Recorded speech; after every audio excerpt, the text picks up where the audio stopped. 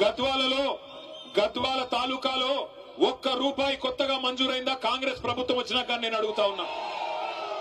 6 గ్యారంటీలు అన్నారు, అరచేతుల స్వర్గం చూపెట్టినారు, ఎన్నెన్ని మాటలు చెప్పినారు. రైతు బంధు కేసీఆర్ గారు 10,000 ఇస్తున్నాడు, మా కాంగ్రెస్ ప్రభుత్వం రాగానే ఎంత ఇస్తా అన్నాడు? 15,000 ఇస్తా అన్నాడు. వచ్చినాయా 15,000? వచ్చినాయా రాలేదు? గట్టిగా చెప్పాలా? వచ్చినాయా? మరి అందుకోసం మారిండా ఎమ్మెల్యే పార్టీ.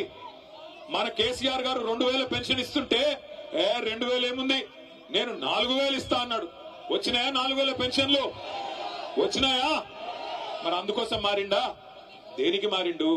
కేసీఆర్ గారు ఆడపిల్ల పెళ్లి చేసుకుంటుంటే షాదీ ముబారక్ కళ్యాణ్ లక్ష్మి పేరు మీద ₹1,00,000 ఇస్తే ఆయన ఇచ్చే లక్ష్యాన్ని నేను తులం బంగారం ఇస్తా మీదికెళ్ళి అన్నాడు. వచ్చిందా తులం బంగారం? వచ్చిందా రాలేదా? మరి దానికోసం మారిండా? తులం బంగారం కోసం. అట్లాగే గుర్తు తెచ్చుకోండి, ఎన్ని హామీలు మా ఆడబిడ్డలందరికీ హామీ ఇచ్చినాడు. నెలకు 2,500 ఇస్తా, అత్తకు 4,000, కోడలికి 2,500 అని మాట ఇచ్చినాడు. వచ్చినాయా 2,500 వరకన్నా? ఆడబిడ్డలు ఉన్నారా ఇక్కడ? ఎవరన్నా ఆడున్నారు? మీకు రావురా అయ్యా? వాళ్ళకు వస్తే వీళ్ళు మొగోళ్ళు చేయుక్తురు ఇట్లా. ఆడపిల్లలకు ఎవరికైనా వచ్చినాయా? ఎవరికి రాలే. రాష్ట్రంలో 1,67,00,000 మంది ఆడబిడ్డలు కళ్ళల్లో ఒత్తులేసుకొని చూస్తున్నారు. ఎప్పుడు ఇస్తాడు రేవంత్ రెడ్డి కాంగ్రెస్ ప్రభుత్వం? రాహుల్ గాంధీ వచ్చి పెద్ద పెద్ద మాటలు చెప్పిపోయాను. 2 లక్షలు రుణమాఫీ చేస్తా అన్నాడు. 2 లక్షలు అయిందా? రుణమాఫీ అయిందా కాలేదా? గట్టిగా చెప్పాలి, వినబడతలేదు. అయిందా కాలేదా? మరి అందుకు పోయిందా? ఎందుకు పోయిండు మీ ఎమ్మెల్యే కాంగ్రెస్ పార్టీలకి? ఇంకా సిగ్గులేని విషయం ఏంటంటే, ఇంకా సిగ్గులేని విషయం, పోయిండు కాంగ్రెస్ లకి.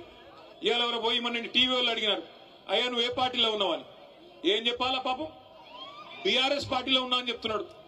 మరి బీఆర్ఎస్ పార్టీలో ఉంటే బీఆర్ఎస్ మీటింగ్ ఇక్కడైతుంటే ఎమ్మెల్యే ఎక్కడున్నాడు? రేవంత్ రెడ్డి సంకలో ఉన్నాడు. ఆయనంట మీరందరూ అమాయకులంట, గద్వాల తాలూకాలో మీకు ఎవరికేం రాజకీయం తెలియదంట, ఆయన ఒక్కడికే తెలుసంట. ఆడబోయి రేవంత్ రెడ్డి సంకలో కూర్చొని నేను బీఆర్ఎస్ పార్టీలోనే ఉన్నాను సన్నాయి నొక్కులు నొక్కుతున్నాడు. నమ్ముదామా? ఆయనకు సిగ్గు లేకపోవచ్చు, మనకన్నా ఉండాలనా లేదా? బరాబర్ ఉండాలి. ఒక్కటి చెప్తా ఉన్నా, యాద పెట్టుకోండి.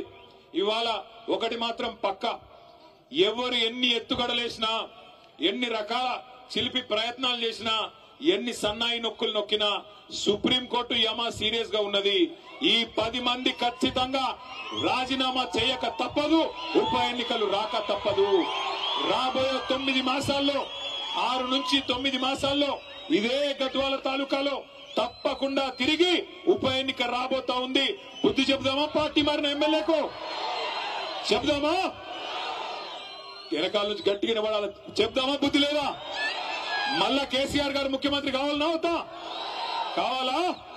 కావాలంటే నేను మిమ్మల్ని కోరేది ఒకటే, దయచేసి పెద్ద పెద్ద నాయకులు పోయిండొచ్చు కాక, కానీ ఇవాళ ఒక్కొక్కరుగా మన నాయకులు శక్తివంతంగా పనిచేస్తా ఉన్నారు. ఇగో ఇక్కడ హనుమంత్ నాయుడు గారు బ్రహ్మాండంగా పనిచేస్తా ఉన్నాడు. ఇలా కేశవన్న పనిచేస్తున్నాడు, తమ్ముడు విజయ్ పనిచేస్తున్నాడు. అట్లాగే మనోళ్ళందరూ కూడా కూడగట్టుకొని, శక్తి కూడగట్టుకొని ఇప్పుడు వెంకటేశ్వర రెడ్డి గారు జాయిన్ అయినారు. ఇంకా చాలా మంది నాయకులు, మా అంజన్ గౌడ్ ఇక్కడే ఉన్నాడు, ఇంకా చాలా మంది నాయకులు కష్టపడి పనిచేస్తా ఉన్నారు. తప్పకుండా బలవంతమైన సర్పం కూడా చలి చీమల చేత చిక్కి సచ్చినట్టు ఇవాళ బలవంతుడుగా కనిపించే ఎమ్మెల్యే గాని కాంగ్రెస్ పార్టీ గాని మీ దెబ్బకు, మీ ఉత్సాహానికి తప్పకుండా దిగిరాక తప్పని పరిస్థితి వస్తుంది. ఇవాళ గద్వాలలో అడుగుపెట్టిన నాటి నుంచి ఇక్కడ దాకా, అడుగుపెట్టిన కాడి నుంచి ఇక్కడ దాకా చూస్తే తప్పకుండా ఉప ఎన్నిక రావడం ఖాయం. అందులో మళ్ళొక్కసారి 50,000 ఓట్ల మెజారిటీతో తప్పకుండా మళ్ళీ గులాబీ జెండా ఎగరడం ఖాయం అనిపిస్తా ఉన్నది. ఒక్క మాట దయచేసి మీరు ఆలోచించాలని చెప్పి కూడా నేను కోరుతా ఉన్నా. 22 నెలలు అయిపోయింది, ఇంకొక నెల 15 రోజులు అయిపోతే 2 ఏళ్లు నిండిపోతుంది. ఏం చేసింది కాంగ్రెస్ ప్రభుత్వం? ఎవరికి సాయం చేసింది? ఇక్కడికి వస్తుంటే ఎమ్మెల్యే ఆలంపూర్ తమ్ముడు విజయుడు చెప్తా ఉన్నాడు, అన్నా